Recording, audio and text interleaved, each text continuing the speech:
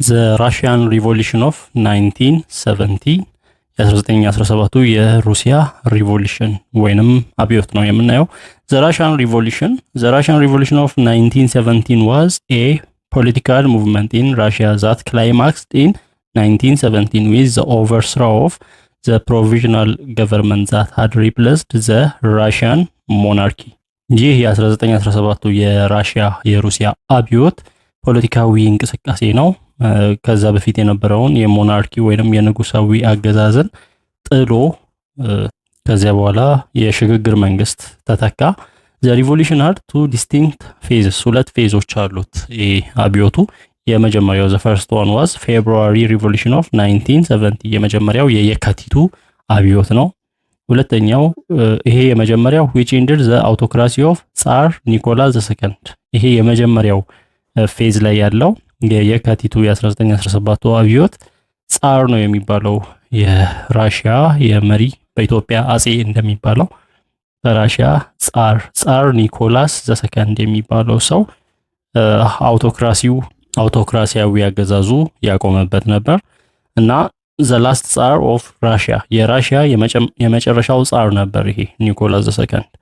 The second phase was the October Revolution ሁለተኛው ፌዝ የዚህ አብዮት የጥቅምቱ አብዮት ነው in which the Soviets led by Vladimir Lenin's Bolshevik party seized power from the provisional government ከሽግግር መንግስቱ የቭላዲሚር የሌኒን ፓርቲ ነው። ቦልሼቪክ ፓርቲ የሚባል አለ፣ ቦልሼቪክስ የሚባሉ አሉ። እነሱ ከሽግግር መንግስቱ ስልጣንን በኃይል የወሰዱበት ሲዝ ማድረግ ማለት በኃይል መውሰድ ነው። በኃይል የወሰዱበት ነው። Causes of the Russian Revolution አብዮቱ እንዲጀመር ምክንያቱ ምንድነው? The causes of the Russian Revolution were Russia's political, social and economic problems ምክንያቶቹ የሩሲያ የፖለቲካ ችግር፣ የማህበራዊ ችግር፣ የኢኮኖሚያዊ ችግር፣ የተለያዩ ችግሮች ናቸው። Politically, the people of Russia resented the dictatorship of Tsar Nicholas II በፖለቲካው ስንሄድ ህዝቡ የጻር ኒኮላስ ሁለተኛው አምባገነናዊ የሆነ ዲክታተርሺፕ የሆነ አገዛዝ እጅግ አስመርሮት ነበር እና the losses that the Russians suffered during the World War I further undermined the monarchy በተጨማሪም ደግሞ ፖለቲካሊ በመጀመሪያው የዓለም ጦርነት ሩሲያ ብዙ ሰዎችን ማጣቷ እና ብዙ ነገሮቿን ማጣቷ ይሄንን ያባባሰ ነበር። ይሄ የሞናርኪውን ንጉሳዊ አገዛዝን ሰዎች አቃለው እንዲያዩት ወይንም ለዛ ለንጉሳዊ አገዛዝ ያላቸው ቦታ እንዲወርድ ያደረገ ነው። ፖለቲካሊ እነዚህ ፋክተሮች ናቸው። አምባገነናዊ አገዛዝ የጻር ኒኮላስ አልተመቻቸውም። በጦርነቱ ምክንያት የደረሰባቸው ሰፈሪንግ ወይንም ጉዳት ንጉሳዊ አገዛዙን እንዳይቀበሉ አድርጓቸዋል።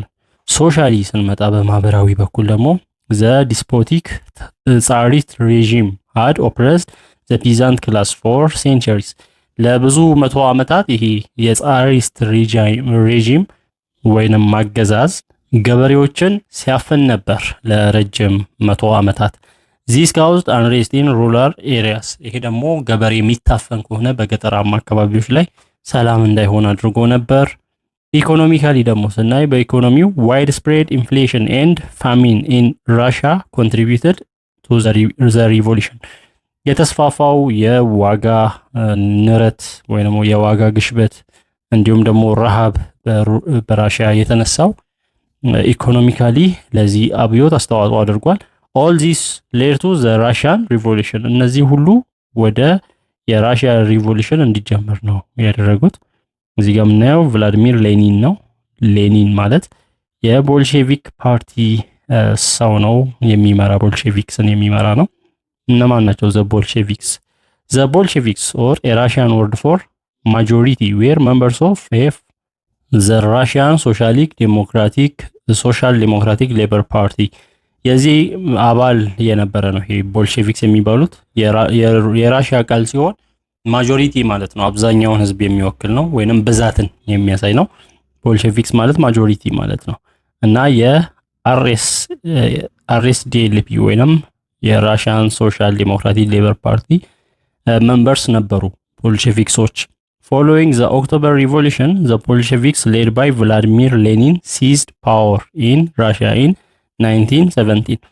የጥቅምቱን አብዮት ተከትሎ ቦልሼቪክሶች በቭላዲሚር ሌኒን እየተመሩ የሩሲያን ስልጣን ያዙ፣ በኃይል ያዙ በ1917 በኦክቶበር። The other faction of the RSDLP included the Mensheviks, a term which means minority. ሌላ ግሩፕ ደግሞ አለ ሜንሼቪክስ የሚባል ያም በራሽያ ማይኖሪቲ ማለት ነው ወይንም አናሳ ግሩፕ እንደማለት ነው እና እነሱም የሶሻል ዲሞክራቲክ ሌበር ፓርቲ አባል ናቸው። After taking power, the Bolsheviks changed their name to the All Russian Communist Party or Bolsheviks in 1918 እና ስልጣን ከያዙ በኋላ ቦልሼቪክሶች ስማቸውን ወደ ምን ቀየሩ? ኦል ራሽያን ኮሚኒስት ፓርቲ በሚለው ወይንም ቦልሼቪክሶች የመላው ራሽያ ኮሚኒስት ፓርቲ ብለው ቀየሩ በ1918። The Bolsheviks organized the party in a strongly centralized hierarchy እና ሴንትራላይዝድ የሆነ ማዕከላዊ በሆነ መንገድ ነው ያዋቀሩት ቦልሼቪክሶች ፓርቲያቸውን ያዋቀሩት። In contrast, the Mensheviks favored open party membership and wanted cooperation with other socialist and non-socialist groups in Russia. እነዚህ ደግሞ ክፍት ናቸው። ክፍት የሆነ ፓርቲ ማንም አባል መግባት የሚችልበት ማንም መቶ አባል መሆን የሚችልበት ህብረትን የፈለገ ፓርቲ ነበር ሜንሼቪክሶች የመሰረቱት። The Bolsheviks generally refused to cooperate with liberal or which they labeled bourgeois or even eventually other socialist organizations. ቦልሼቪክሶች ደግሞ ከሊበራሎች ጋር በተለይ ሊበራሎችን ቦርዥዋ ብለው ይጠሯቸዋል እና ከነሱ ጋር ለኮኦፐሬት ለማድረግ በህብረት ለመስራት ፍላጎት አልነበራቸውም። ኢቨንቹዋሊ ከሌሎች ሶሻሊስት ኦርጋናይዜሽኖች ጋር በህብረት ለመስራት ፍላጎት አልነበራቸውም ቦልሼቪክስ። Leon Trotsky was initially a Menshevik in 1903 but soon withdrew from the party in 1917. He joined Lenin and became a Bolshevik. እንግዲህ ሊዮን ትሮትስኪ የሚባል ሰው አለ።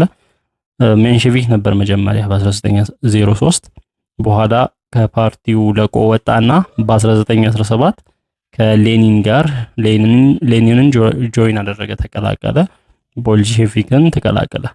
The February 1970 revolution እንግዲህ ሁለት ፌዞች አሉ ብለናል። የመጀመሪያው የየካቲቱ ሪቮሉሽን ሲሆን ሁለተኛው ደግሞ የኦክቶበሩ ነው። የየካቲቱን ስናይ strikes and demonstrations by workers of Petrograd escalated into a revolution.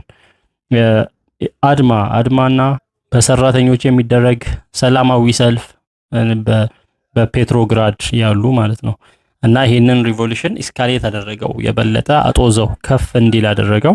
ዘ ፔትሮግራድ ጋሪሰን joined the people የፔትሮግራድ ጠባቂ የነበሩ የጦር ሰራዊቶች ህዝቡን ተቀላቀሉ።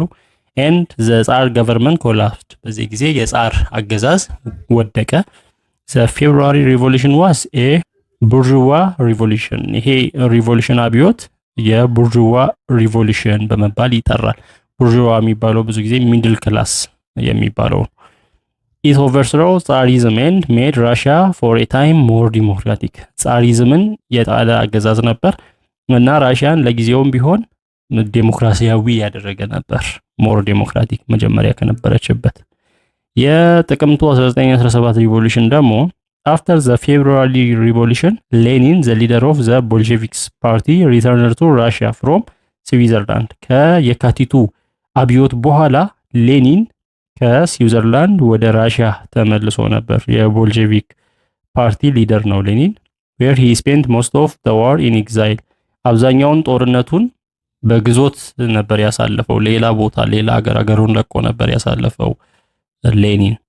as soon as he arrived in Petrograd Lenin persuaded the Bolshevik party to adopt his political line እና ፔትሮግራድ እንደደረሰ ሌኒን ያደረገው የፖለቲካ አስተሳሰቡን ወይንም ፖለቲካል ላይኑን እንዲቀበሉ ለቦልሼቪክ ፓርቲዎች ሊያሳምን ነበር የሞከረው which he put forward as what became known as Lenin's April thesis እና ያምን ተብሎ ይጠራል የሌኒን የኤፕሪል የሚያዝያ ቴሲስ ተብሎ ይጠራል።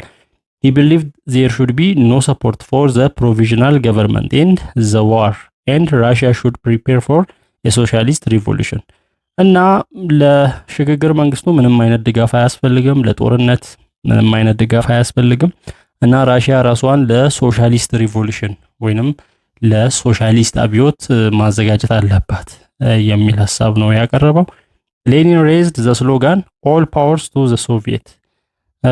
የሌኒን ስሎጋን ወይንም መፈክር ያነሳሳው ኦል ፓወርስ ቱ ዘ ሶቪየት፣ ኃይል ሁሉ ለሶቪየቶች የሚል መፈክር ነበር።